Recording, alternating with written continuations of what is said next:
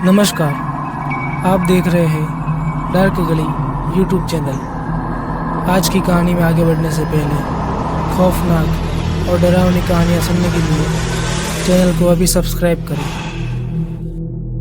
आज की कहानी उदयपुर में रहने वाले राहुल और पिया की है। तो चलिए बढ़ते हैं आज की कहानी की ओर। राहुल और पिया की नई नई शादी हुई थी। वो दोनों बहुत ही ज़्यादा खुश थे। उनकी शादी को अभी 1 महीना ही हुआ था। वो लोग कहीं भी बाहर घूमने नहीं गए थे। एक दिन राहुल घर पर आता है और पिया को गले लगा देता है और कहता है कि सामान पैक कर लो, हम दोनों कल शाम की ट्रेन से मनाली जा रहे हैं। ये बात सुनकर पिया बहुत ही ज़्यादा खुश हो जाती है। दूसरे दिन उन दोनों ने अपना सामान पैक किया और रेलवे स्टेशन के लिए निकल गए। उन लोगों की ट्रेन रात के 9 बजे थी। वो दोनों रेलवे स्टेशन पहुंच गए। उन्होंने देखा कि ट्रेन पहले से ही प्लेटफॉर्म पर खड़ी थी। प्लेटफॉर्म पर 3-4 लोग ही दिख रहे थे और ट्रेन भी खाली खाली लग रही थी।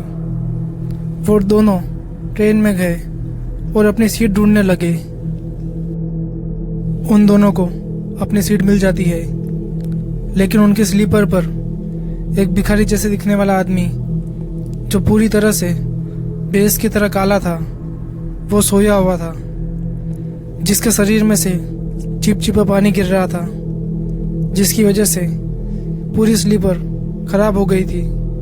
इतना देखते ही राहुल को गुस्सा आ जाता है और वो पूरी जान लगाकर उस आदमी पर चिल्लाता है और उठने के लिए कहता है, लेकिन वो आदमी बिल्कुल भी नहीं हिलता है। राहुल को और भी ज्यादा गुस्सा आ जाता है और वो उस आदमी को पकड़कर जोर से हिलाता है और उसे गाली भी देता है। वह आदमी उठकर स्लीपर पर बैठ जाता है और हंसते हुए अंगड़ाई लेता है और साथ ही अचानक उसने अपनी गर्दन 2-3 बार पूरी तरह से गोल घुमा दी। इतना देखते ही राहुल और पिया की वहीं पर चीख निकल गई और वो दोनों वहीं पर बेहोश होकर गिर गए। थोड़ी देर बाद टीसी वहां पर आ जाता है और उन दोनों को उठाता है। वो दोनों अभी भी होश में नहीं थे। उनकी आंखों के सामने अभी भी उस आदमी की गर्दन घूम रही थी। उन्होंने टीसी को सारी बात बताई तो टीसी ने कहा कि ये सब आप दोनों का वहम होगा, आपकी सीट पूरी तरह से साफ और ठीक है। राहुल और पिया को टीसी की बात ठीक लगी और वो अपनी सीट पर बैठ गए। पिया के दिमाग में अभी भी वही घूम रहा था। राहुल ने उसे कहा कि भूल जाओ, सब ठीक है, और वो दोनों सो गए। दूसरे दिन शाम को मनाली पहुंच जाते हैं। मनाली पहुंचते ही वो एक होटल बुक करवाते हैं और फ्रेश होकर आराम करने लगते हैं। सफ़र काफ़ी लंबा था, इसलिए वो लोग काफ़ी थक जाते हैं। थोड़ी देर बाद होटल का एक स्टाफ रूम में आता है और खाना रख कर चला जाता है। वो खाना खाने के बाद तुरंत सोने चले जाते हैं और उन्हें नींद भी आ जाती है। रात के तकरीबन 12:30 बज रहे थे। तभी पिया के चेहरे पर कोई हाथ फेरता है, लेकिन पिया बहुत ही ज्यादा गहरी नींद में थी। तभी अचानक पिया को किसी ने कंधों से पकड़ लिया और जोर से चिल्लाकर हिलाया। पिया डर के मारे पलंग पर बैठ गई। वहां पर उसे कोई भी नहीं दिख रहा था। तभी अचानक पिया को एक बहुत ही गंदी बदबू आने लगी, जो उसे बिल्कुल भी सहन नहीं हो रही थी। उसने राहुल को उठाया और रोते हुए कहा कि मुझे बहुत गंदी बदबू आ रही है और शायद वो ट्रेन वाला भूत यहाँ तक हमारा पीछा करते आ गया है। राहुल को ये सब पिया का वहम लग रहा था, क्योंकि राहुल को रूम में कोई भी बदबू नहीं आ रही थी। उसने पिया को समझा बुझा कर सुला दिया। दूसरे दिन वो दोनों मनाली घूमने निकल गए। पिया को अभी भी रात वाली गंदी बदबू आ रही थी और उसे ऐसा लग रहा था कि कोई और भी उसके साथ चल रहा है, लेकिन वो राहुल को कुछ नहीं बोली। शाम को वो दोनों अपनी होटल में आ जाते हैं और खाना ऑर्डर करके खाकर सो जाते हैं। रात के तकरीबन 1 बजे राहुल को कमरे में कुछ हलचल की आवाज़ आती है। उसने आँख खोलकर देखा तो उसको अपनी आंखों पर विश्वास नहीं हुआ। उसकी रूह कांप गई।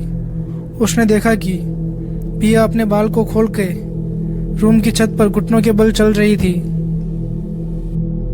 राहुल पिया को बोलता है कि यह सब तुम क्या कर रही हो। पिया रोते हुए रूम के कोने में उंगली का इशारा करती है।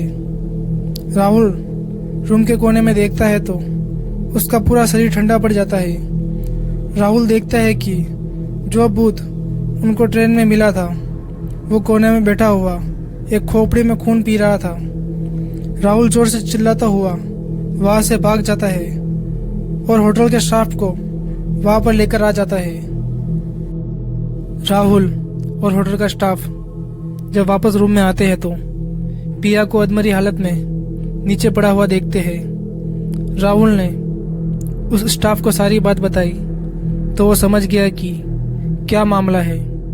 वो स्टाफ राहुल और पिया को कल सुबह एक तांत्रिक के पास लेकर आ जाता है और राहुल और पिया उस तांत्रिक को सारी बात बताते हैं।